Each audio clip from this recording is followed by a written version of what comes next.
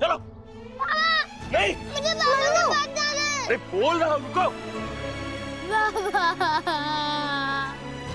मुझे बाबा के पास जाना है यीशु। तुम मत रो मन्नू, तुम्हारे बाबा ठीक हो जाएंगे। नहीं यीशु, बाबा ने मुझे एक बार बताया था कि जिसे ये रोग लग जाए वो कभी ठीक नहीं होता।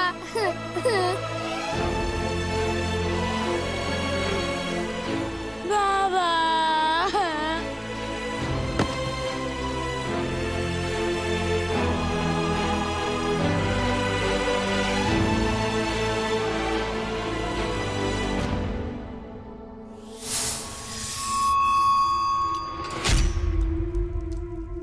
तुम भले ही बहुत ताकतवर हो सकते हो, लेकिन तुम्हारी ताकत माँ की ममता से बड़ी नहीं हो सकती। आज तुम भी अपनी आंखों से माँ की ममता की ताकत देखोगे शैतान। जब मैं तुम्हारी आंखों के सामने से तुम्हारे माया जाल को भेद कर यीशु को सुरक्षित यहाँ से ले जाऊंगी। मेरा सबसे बड़ा दुश्मन यीशु दिन ब दिन मजबूत होता जा रहा है और उसके खिलाफ मेरी हर एक योजना बार बार विफल हो रही है। ऐसा कैसे हो सकता है कि शैतान हर बार हारता जाए? नहीं नहीं नहीं नहीं नहीं नहीं, अब और बर्दाश्त नहीं कर सकता हूं। मुझे समझ में आ गया है, किसी और को माध्यम बनाकर मैं यीशु से छुटकारा नहीं पा सकता। मुझे खुद ही कुछ करना होगा। मैंने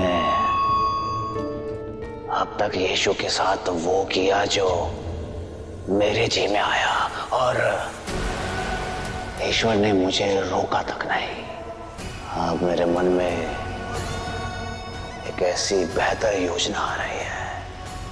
अगर मैं अपने शस्त्रों का उपयोग करके खुद यीशु का अंत कर दूं तो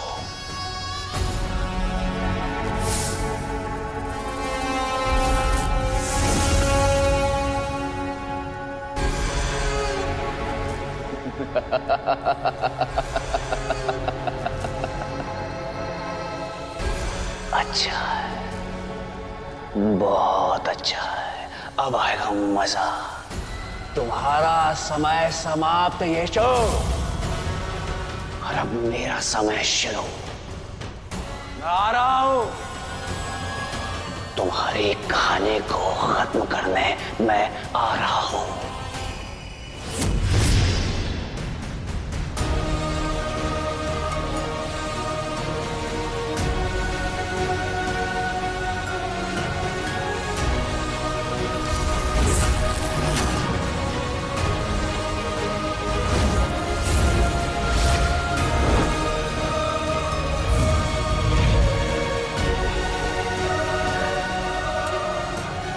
ईश्वर नहीं, आप ऐसा नहीं कर सकते। ये मेरा स्थान है। आपकी रोशनी यहां तक नहीं पहुंच सकती। स्थान भले ही तुम्हारा हो, लेकिन हर स्थान की रचना मेरी इच्छा से ही हुई है। मैं यहां से वो सब कुछ देख रहा हूं जो अब तक तुम करते आ रहे हो। बार बार तुम अपनी सीमाएं पार करते रहे और मैं धैर्यपूर्वक तुम्हें बर्दाश्त करता रहा, लेकिन अब तुमने अति कर दी शैतान। और जानते हो ना, अति किसी भी चीज की अच्छी नहीं होती।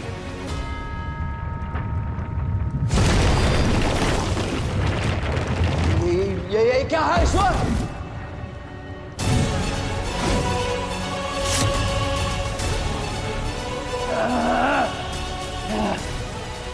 ये क्या है?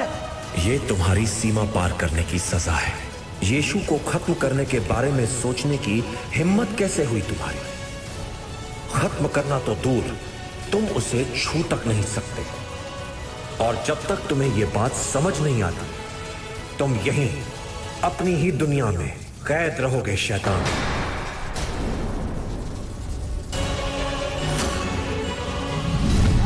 नहीं ईश्वर, आप मुझे यहां कैद नहीं कर सकते। ये सब तुम्हारी वजह से हुआ है यीशु। ये सब तुम्हारी वजह से हुआ है। मैं तुम्हें छोड़ूंगा नहीं, छोड़ूंगा नहीं मैं तुम्हें।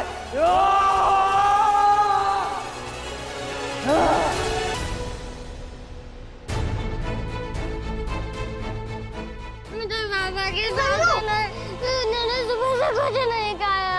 अरे कहा ना अंदर कोई नहीं खिला सकता। मन्नू को छोड़ दो। बात समझ में नहीं आती। हाँ कृपया करके हम दोनों को एक बार अंदर जाने दीजिए। मन्नू अपने पापा से मिलना चाहता है। लगता है अकल नाम की चीज नहीं है तुम दोनों में। हाँ चलो चुपचाप पीछे हटो। सुनो सुनो सुनो, सभी गांव वाले को सूचित किया जाता है कि खिलौने वाले को कोड़ हो गया है। रब्बी गुरुजी के आदेश के मुताबिक खिलौने वाले के घर के बाहर काले झंडे लगाए जा रहे हैं ताकि गांव वाले सचेत हो जाए। सबको मालूम पड़ना चाहिए कि ये घर अशुद्ध है। गलती से भी कोई इस घर के अंदर ना जाने पाए। सुनो सुनो सुनो,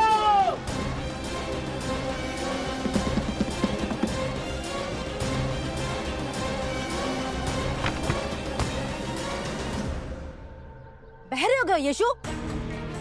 डुगडुगी वाला इतनी तेज डुगडुगी बजा रहा है फिर भी तुम्हें सुनाई नहीं दे रहा? वो खिलौने वाले के घर में घुसने ही वाला था यशु। समय रहते मैं पहुंच गई तो मौत के मुंह में जाने से बचा लिया यशु को, नहीं तो पता नहीं क्या हो जाता।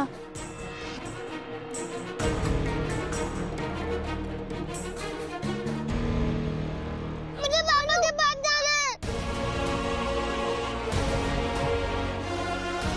मैं खिलौने वाले चाचा जी के घर के अंदर क्यों नहीं जा सकता पिताजी? देखिए मैं उनके लिए औषधि बनाकर लाया हूँ, क्योंकि जब मुझे बुखार हुआ था तो माँ ने भी मुझे यही औषधि पिलाकर ठीक किया था। खिलौने वाले चाची जी भी इसे खाकर ठीक हो जाएंगे। अंदर जाने दीजिए पिताजी।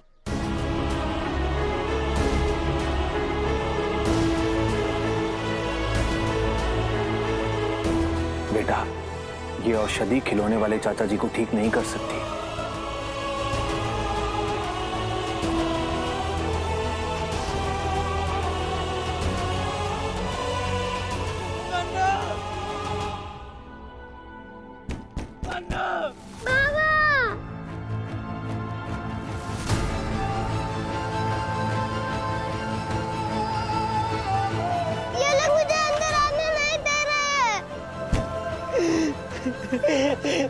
मत आना अंदर बेटा, मेरे पास मत आना। बाबा!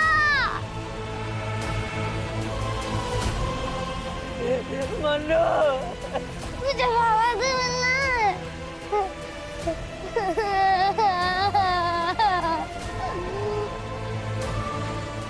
मुझे बाबा के पास जाना है। बाबा!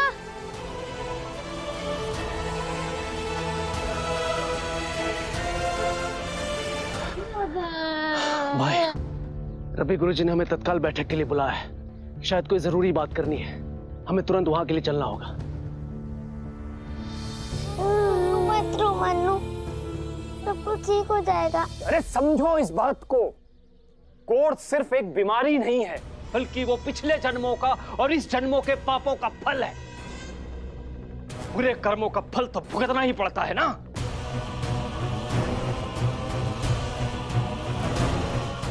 और ईश्वर से बड़ा कोई नहीं है, ईश्वर है सबसे बड़े। और ईश्वर कोढ़ियों को सिर्फ शारीरिक तकलीफ नहीं देते, बल्कि मानसिक तकलीफ भी देते हैं, उन्हें अपनों से अलग करके।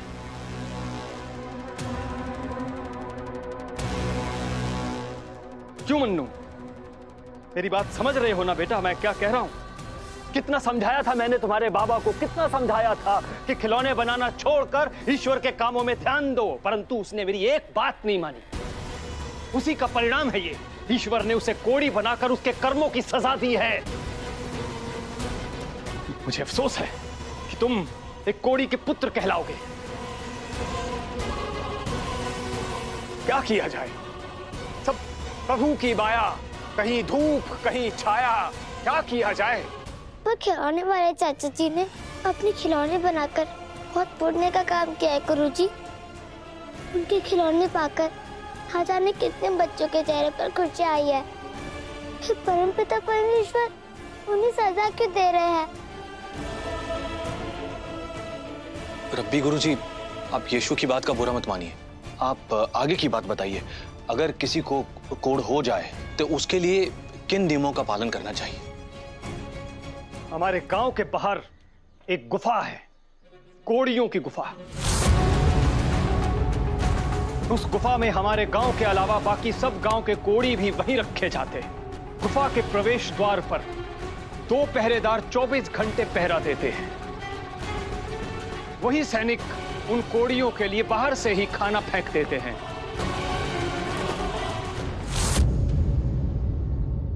क्या खिलौने वाले चाचा जी को उसी गुफा में भेज देंगे? अब वो कोढ़ी बन गया है तो कोढ़ियों को गुफा में ही जाएगा ना, और कहां जाएगा।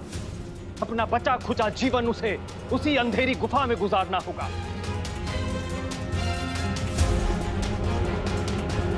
अब यूं समझ लो कि गांव वालों के साथ साथ वो आज अपने बेटे के लिए भी मर गया।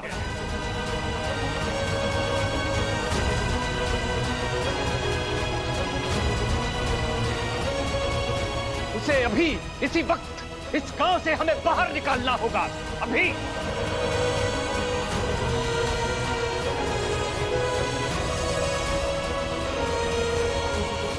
पहले माँ मुझे छोड़कर चले गए और अब बाबा। अगर बाबा उस गुफा में जाएंगे तो मैं भी उनके साथ जाऊंगा। मैं अपने बाबा के बिना नहीं रह सकता। मनु, छोड़ो मुझे, छोड़ो मुझे। मनु, मुझे बाबा के पास जाना है। छोड़ो मुझे, मुझे बाबा के पास जाना है। मैं अकेले नहीं रह सकता। मुझे रात को बहुत डर लगता है बाबा। मुझे छोड़ के मत जाओ। बाबा, छोड़ो मुझे। बेटा मान लो। बाबा, बेटा चल। मान लो। बाबा। गुरुजी नहीं, मत भेजिए मुझे गुफा में गुरुजी। मेरा बच्चा बहुत छोटा है गुरुजी, मेरे बिना सो भी नहीं पाता है गुरुजी। जब तक घर ना लौटूं जब तक भूखा बैठा रहता है गुरुजी।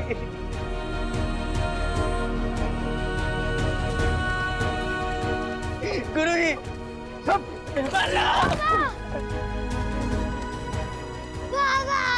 चल मानो मानो। चल चल, नाटक मत कर, चल।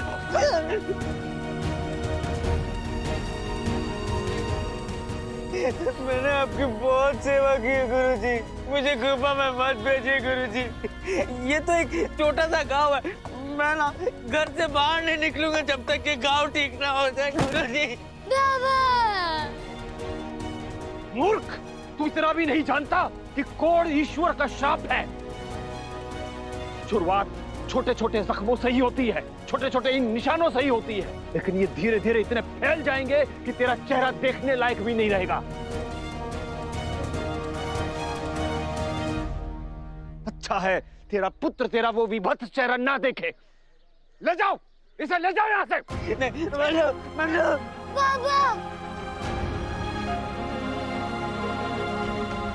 बेटा, अरे अपने बेटे को कोढ़ करवाएगा, चल फोड़।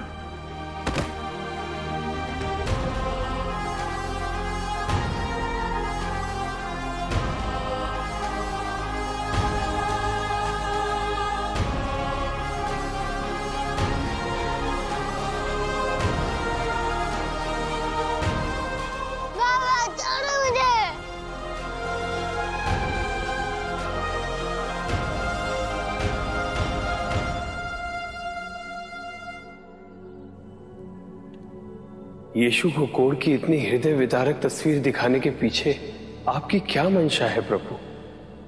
आखिर क्या सोच रखा है आपने अपनी संतान के लिए?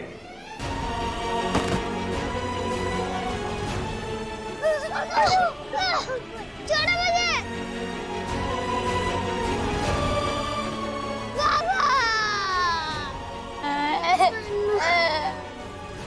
मत ले जाओ मेरे बाबा का।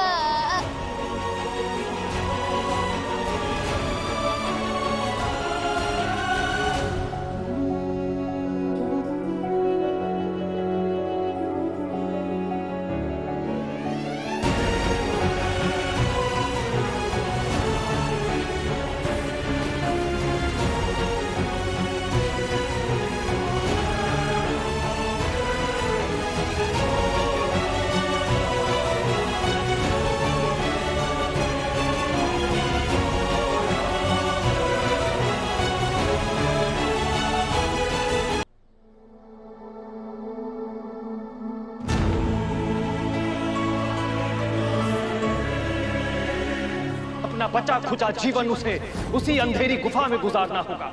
गांव वालों के साथ साथ वो आज अपने बेटे के लिए भी मर गया। माँ, खिलौने वाले चाचा जी को और कितने दिन उस गुफा में रहना पड़ेगा? यशु,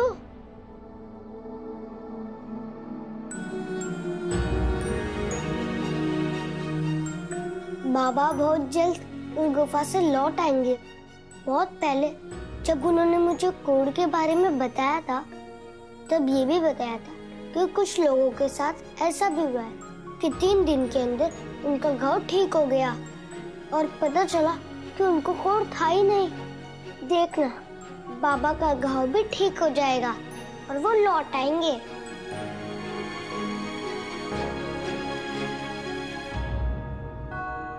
देखो मुझे, मैं अब बिल्कुल रो नहीं रहा।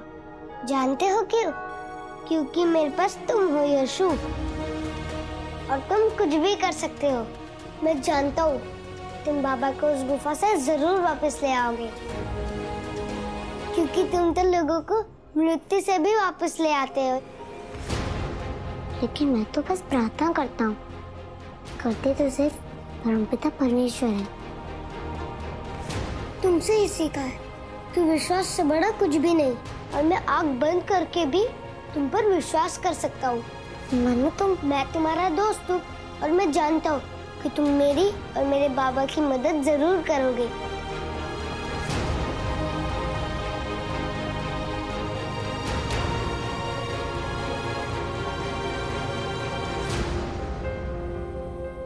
मनु, तुमने सुबह से कुछ नहीं खाया है। आओ मेरे साथ, थोड़ा सा खाना खा लो।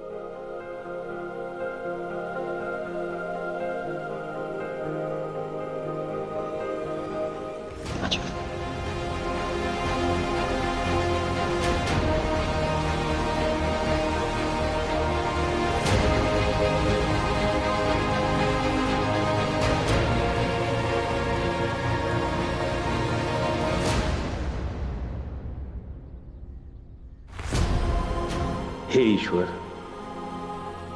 आपकी सारी योजना अब समझ आ रही है कि आज आपने यीशु को कोढ़ और उसकी पीड़ा का साक्षी क्यों बनाया है।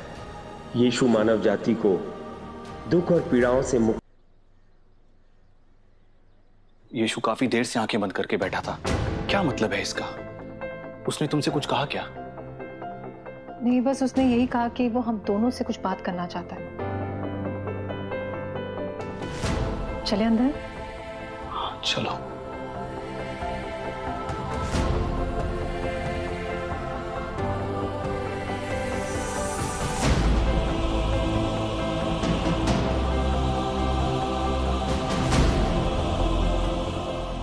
यीशु,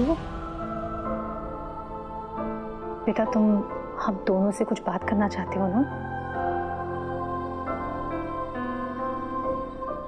यीशु, आओ बेटा, उठो, आ जाओ, बैठो बेटा। बताओ, क्या कहना चाहते हो? माँ, पिताजी, मैं उस गुफा में जाना चाहता हूँ जिस गुफा में खिलौने वाले चाचा जी को लेकर गए हैं। जब मैं आंखें बंद करके परमपिता परमेश्वर का ध्यान कर रहा था, तब मुझे ऐसा लगा जैसे परमपिता मुझे मत जाने के लिए कह रहे हो। इसलिए मुझे वहां जाकर उन सभी लोगों से मिलना है जिनको कोढ़ हुआ है।